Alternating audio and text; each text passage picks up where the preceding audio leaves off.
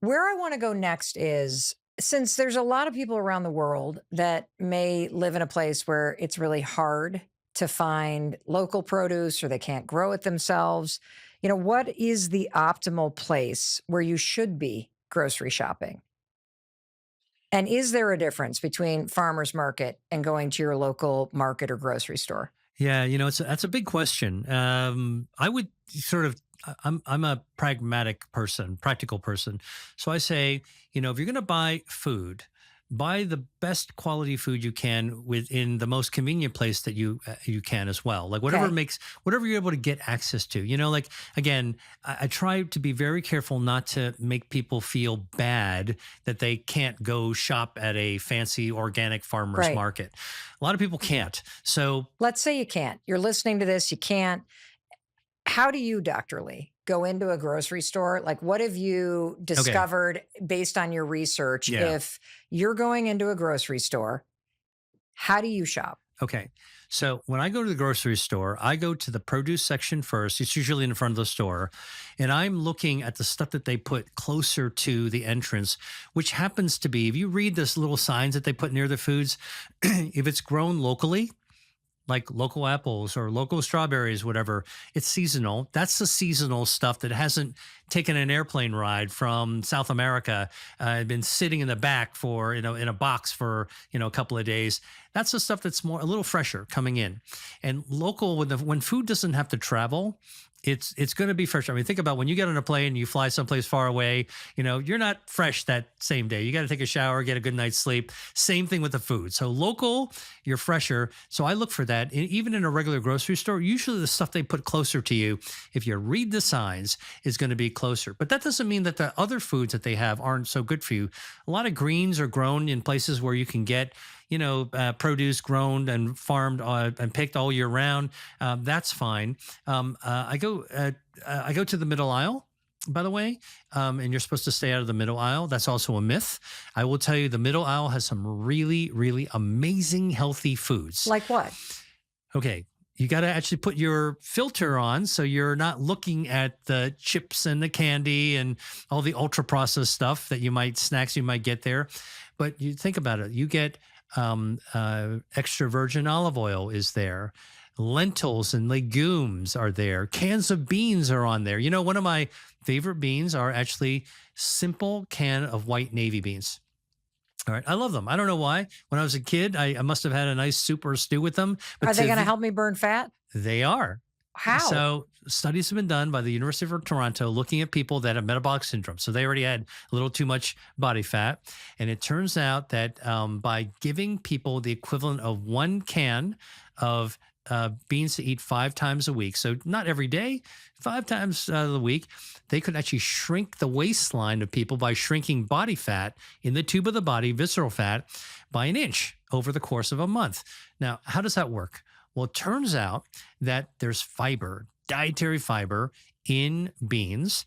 Now, how you cook them matters, obviously. How you serve it matters. And, use a traditional recipe, and you get like bean stew with rosemary and olive oil and chopped shallots or onions in there. I mean, it's going to taste really good. All right. Trust me on this because I can make that myself.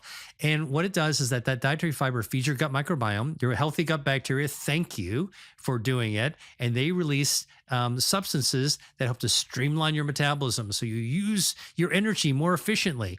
All right. So middle aisle. Oh, another group of foods in the middle aisle that get bypassed. Obviously, dried fruits. You can actually get cranberries, blueberries, apricots you can get in the middle aisle.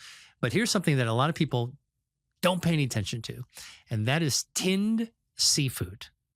What? Tinned seafood. Okay. Okay. What am I doing with tinned seafood, Dr. Lee? Now follow me on this, right? When I was a kid, and if I saw a round can of tuna fish. Yep. Now, I've been to my friends' houses often enough when I was a kid. When one of those things get opened up, it smells fishy and it smelled just like wet cat food. Yes. All right. So I'd stay away from that stuff like my whole life. Then when I was doing my research, I realized that I was wrong. And that tinned seafood is a delicacy in the Mediterranean with really healthy diets. And they call them conservas, like they're conserving it, they're preserving it. They catch fish on a boat. It could be squid, it could be mackerel, it could be sardines, it could be tuna, it could be a whole bunch of different kinds of fish.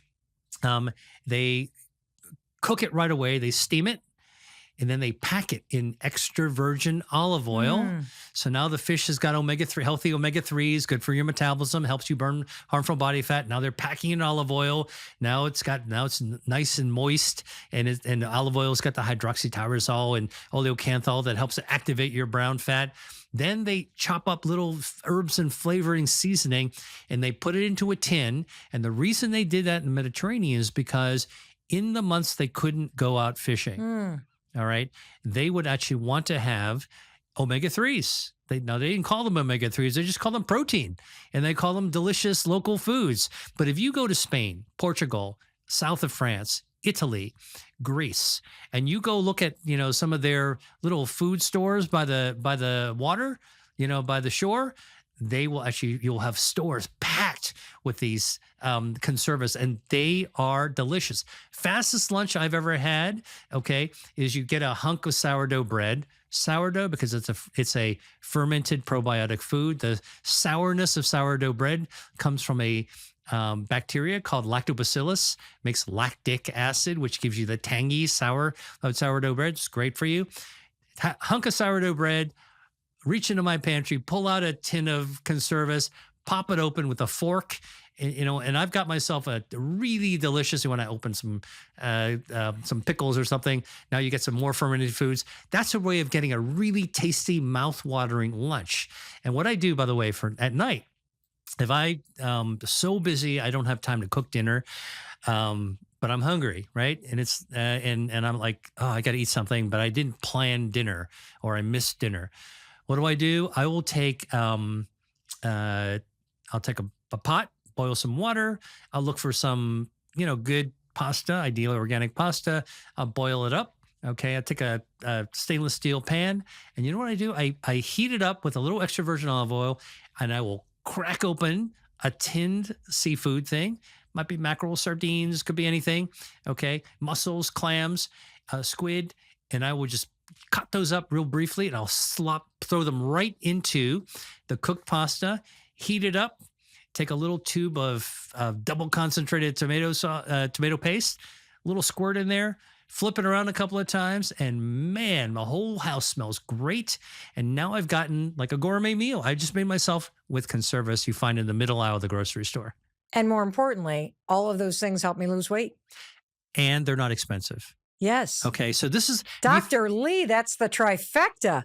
That's right. So again, middle aisle, it's got lots of good stuff. You got to filter out all the bad stuff, but go for the good stuff that you can actually find. That to me is really the important thing. Is that my message is that you should really try to align the foods that you love to eat, that research has discovered can help you burn body fat, improve your metabolism, help you stay healthier, get to that next level of health, and eat reasonable amounts of it. Prepare it with the other ingredients that are actually going to light up your health, and just enjoy.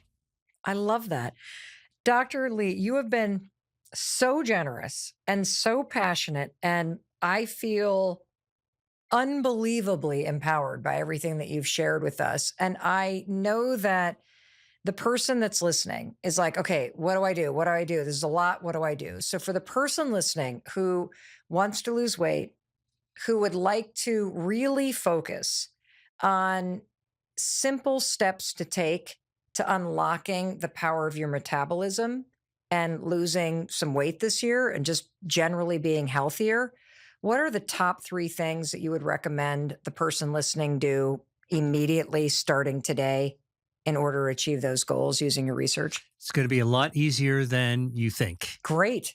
First thing is for your beverages, don't drink anything except for coffee, tea, or water. Okay. Now, I drink coffee all day long. Don't put dairy milk in it. You can use nut milk. okay, is fine. Um, uh, Dairy contains saturated fats, but more importantly, those saturated fats bind to the good bioactives in coffee and tea, and then you don't actually absorb them. They just kind of like get flushed down your system. So for beverages, all right, eliminate all the beverages for water, coffee, and tea. All right. So that's one thing that you can do immediately. The second thing that I would actually say is um, uh, cut down or cut out on ultra processed foods. Now, ultra processed foods, basically foods made by a factory containing, 20 or more ingredients, most of which you can't pronounce and you don't know why they're in there. It's, that old saying that your grandmother wouldn't recognize them as food. All right. And they don't look like the original food that they were. It sounds like it's not punitive. It's just that if it comes in a box or a can and it's got to read the ingredient label, if it seems like it's like not the kind of food that you'd recognize, you couldn't make it yourself. You can't make animal crackers yourself at home. Most people can't. That's an ultra processed food. Cut down or cut out those. All right. And instead, swap them in with what I would say plant based foods.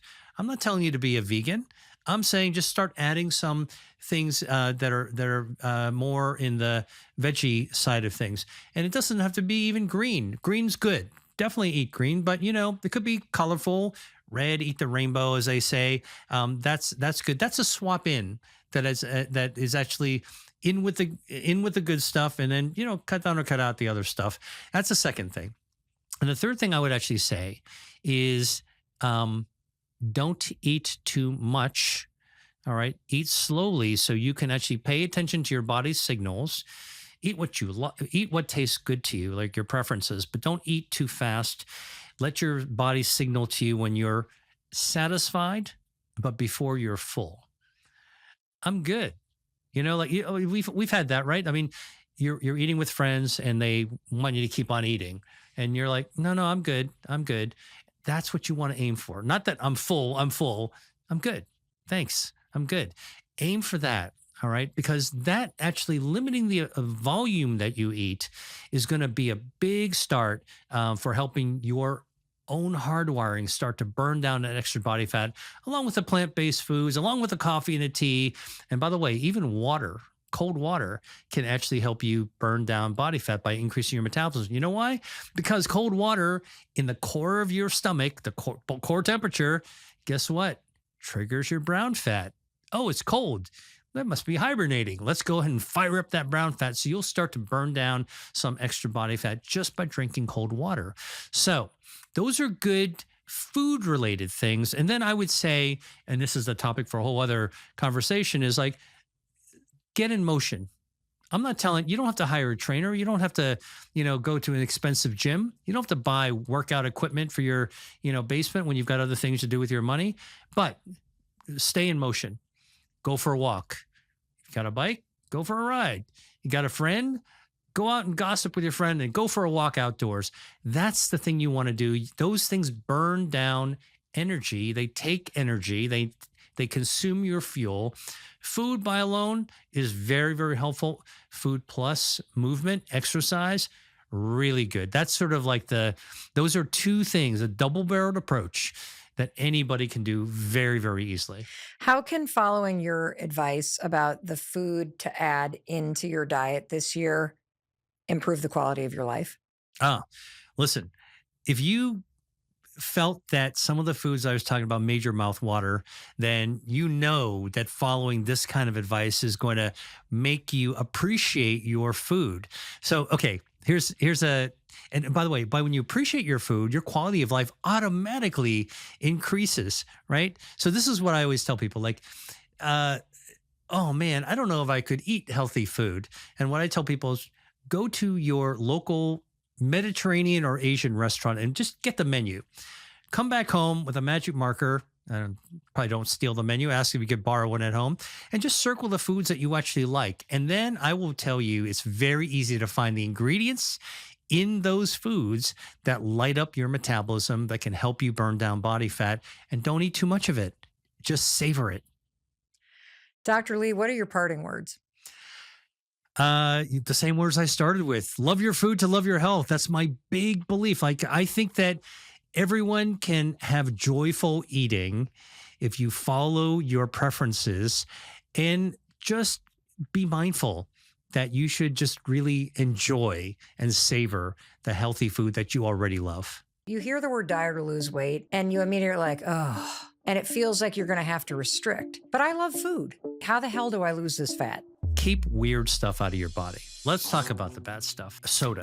A can of regular soda contains 7 to 9 teaspoons of cane sugar. Bottled water, plastic bottles, are shedding microplastics into the water.